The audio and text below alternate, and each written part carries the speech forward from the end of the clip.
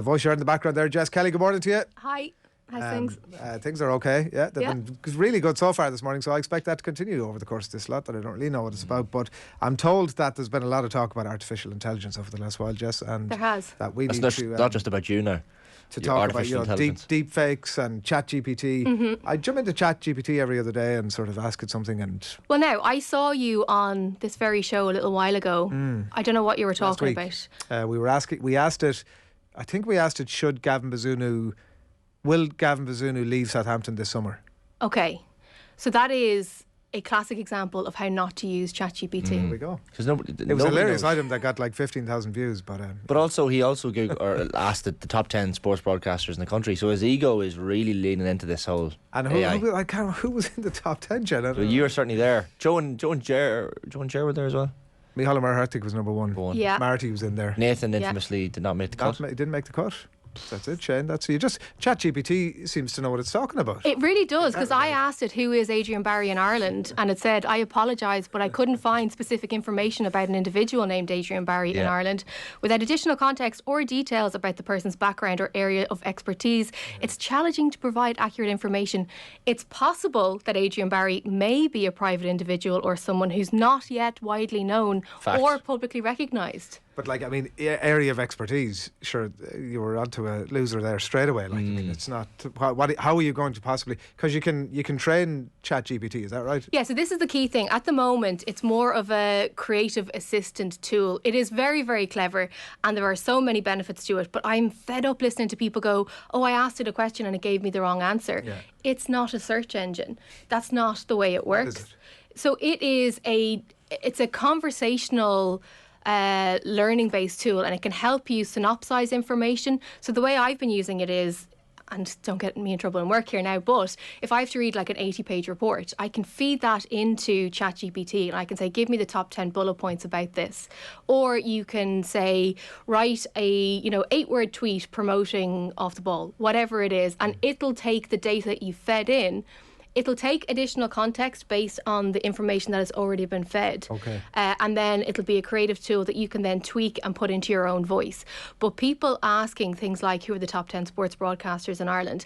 It can't have an opinion. Like those types of questions where it's opinion-based. My biggest sort of question mark with ChatGPT at the moment is we don't fully know the data that it's pulling from. So, if you put that question into Google, you might see an article from Off the Ball, you might see an article from the Indo or the Irish Times or whatever it is. You can see the sources of the information that you're being fed. What ChatGPT is it scrapes all of information from all different sites and puts together a really nice, very conversational paragraph for you to read. But there's no citation at all. And that's the fear factor, because although it can be a bit frivolous and a bit fun, there is a serious side to it. We're hearing of schools in the US now are having proper conversations around banning the use of technology as a whole in the classroom. Because of it. Just to try and stop it. Like earlier this week, the CEO of OpenAI, which is the company behind ChatGPT, was before Congress. And he was basically begging them to introduce legislation to regulate this.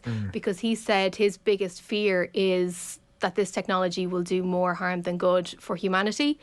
But with the right regulation and with proper cop on by the people creating it, it could actually transform humanity. Do the people creating it have cop on? Well, your man does. Like OpenAI it's the biggest, most sophisticated application that's out there at the moment. Okay. This is the one that kind of kicked off the whole talk around these types of sophisticated chatbots. And he is very conscious, or he appears to be very conscious of the wider impact. But it's the second it falls into someone's hands that has bad, wants or needs. And it can go wrong. But what about deep fakes, Jess? Can deep fakes be done? What a great question, Shane. I'm so glad you asked me. Curious. Under the desk. Just curious. Out the door. Well, deepfakes, I don't know if you saw the picture of the Pope wearing a really big bomber jacket that was floating around online a little while ago. That was an AI manipulated image. And deepfakes are artificial intelligence layered on top of an image or a photograph using, in some instances, audio to manipulate what a person is doing. So, for example, imagine if someone had 5 hours on their hands on Wednesday night and sat at home weren't watching the Champions League until 10 o'clock on Wednesday night and had a picture of you and had access to the audio archive of Off the Ball. Imagine what they could do. Jeez, that's amazing. It's a good thought, isn't it? Let's just see if this vision could come to life. Let's just imagine it. Why would I demean myself by engaging in this conversation? If you don't mind, give me a second. It just feels a bit gimmicky for what should be a straightforward round. Well, there's just these like nonsense. It's whatever. Whenever I open my mouth to do anything other than give an answer, I'm perceived to be moaning. So I probably am moaning, to be fair. Who's your daddy? What's his name? Who's your daddy? That's why it's called the Adrian Berry round. If you went to Specsavers and you should have worn if you were in your glasses. Oh Jesus! It's all accurate and highly embarrassing, but alas, here we are. Oh wow! The Who's Your Daddy is so disturbing. The visuals are freaking me out. It's freaky, right? So just to explain what I did there. So I used a free platform, and this is the scariest bit for me, is this is a free platform. I took a screenshot from the YouTube channel of you sitting in studio, and then I got my hands on the audio from just one crappy quiz. We're all crappy quiz. Because my initial intent was, I was talking to Colin, I was going to try and write a script to make you sound like an idiot. And then I just thought, wouldn't be too hard. Can use his own voice, No it's script, grand. just lift a segment of the show. And so I edited, obviously, that clip. He didn't say all those stupid things consecutively, but pretty close to it. And I redubbed it. And the reason I did that was to show how anyone can do that. So if you're a politician, if you're a footballer, if you're a celebrity, if you're a person of note, anybody can take your image and your voice and take your words out of context, montage them together and place it over it. And look, it may not be the most convincing thing in the world. There's more sophisticated software than the one that I used. But, you know, after I spent all the hours getting the audio and all the rest, all in all, to process that video, it took less than 5 minutes, which is scary. That is very scary. And like you could end up with people saying, oh, that wasn't me, that was a deep fake. At some point when the technology gets so good. Oh, it's a cop-out now, for people, And so I think that's one of the fear factors. The other fear factor then, again, if we could all just try and imagine this together as a family, is if someone took an image and if they took somebody else's voice and dubbed it over it. So you talked to me last week and you were saying that, you know, Kevin Kilbane is kind of your spirit animal. Yes, great idea, Jess. So what happens if you cross Adrian Barry and Kevin Kilbane? Oh wow, I don't think I would. Let's take a look. I'm not happy with this. Genuinely not happy with this. This is poor. This is not on. Honestly, that's the way that I feel. That is disturbing. That's awful. If anybody's got a bucket around somewhere, I don't feel well. Do you remember the way you were with the hand stuff the other? I feel a little bit like that now. That's strange. It's kind of strange, isn't it? It's bizarre. But there are dangers, and obviously we had the story this week where the Irish Times held up their hands and said, look, we were duped here. I'm flagging that these things are fake here now with you guys, but with all that I've seen with the potential of things like ChatGPT, and obviously Google and Microsoft and all these other companies are working on them as well, and what I've seen with the AI manipulated images and videos, it's going to be impossible to identify what's real and what's not. Like, think about the next US presidential election. I guarantee you we're going to be having debates and conversations around this. And there's a whole host of talk around the ethics of it.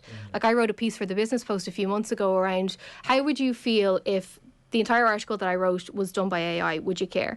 What about if your local politician or a minister was giving a really emotive speech around homelessness or the cost of living and that had been written by AI? Would you care?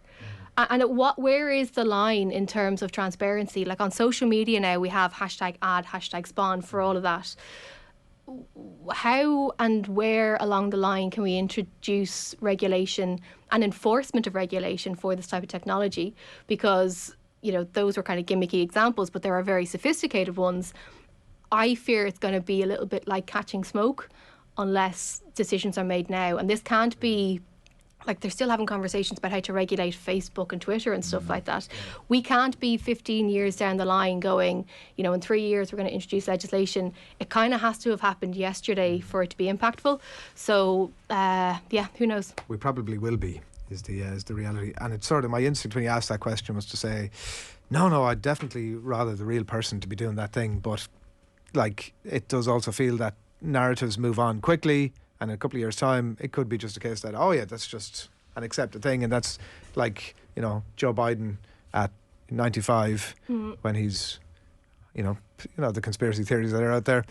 We could have Joe Biden, who's moved on to other things, the afterlife, and still giving us, it can open up all sorts of It can, but weirdness. like at that congressional committee that I watched on Wednesday before I spent 5 hours messing around with your image was really interesting, because one of the senators, Robert Blumenthal, said he started off by playing a clip of a piece of AI a piece of audio that was manipulated. It learned his voice, and he played like a 30-second clip of the AI. It wrote the script and it read the script. And he said, look, this is amazing. When we're out in the campaign trail or whatever to save our voice, it will be great. Yeah. But what if somebody else uses the exact same software and the exact same techniques that I did to have my voice say that Ukraine should surrender? Or something like that, that could have catastrophic implications. And like nations are different, so the US might legislate for that, or we might legislate for that, and there may be another country in the world who is not legislating for that and using that as propaganda, or But this is it. It's so easy to weaponise it. Like, there was a famous example a few years ago of an app called SimSimi that was doing the rounds in primary schools, and the principals of the primary schools had to come together to send a letter home to the parents saying, if your child is using this app, please get them to delete it, because it was an AI chatbot that could be manipulated and bully other children. So you could ask the question, who is Adrian Barry? And it could say, Adrian is whatever. I can ask the question, it'll give me the same answer it gave you, and then I can go, well, actually, no, Adrian Barry is X, Y, and Z. So then the next person who asks gets the bullying answer. So this type of technology has been around for an awful long time. There's a lot of focus on it at the moment because it's going mainstream.